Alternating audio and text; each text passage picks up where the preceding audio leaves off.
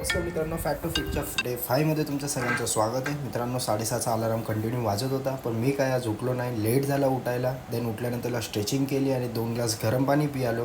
त्याच्यानंतरला मित्रांनो झालो मी फ्रेश झाल्यानंतरला झालो रेडी कामाला निघायला. आणि त्याच्यानंतरला मारला 30 ml पॅक.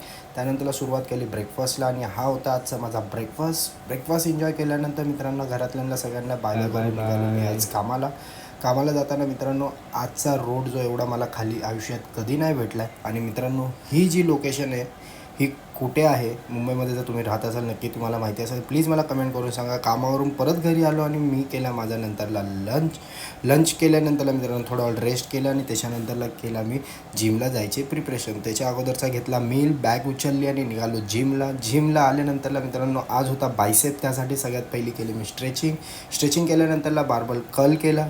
त्याच्यानंतरला डंबल सेट केला.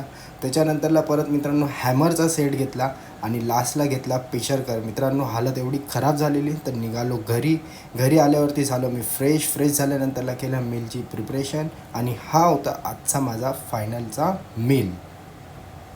चला तर मित्रांनो, आजचा डे 5 इथेच संपलाय. भेटूया आपण उद्या डे 6ला.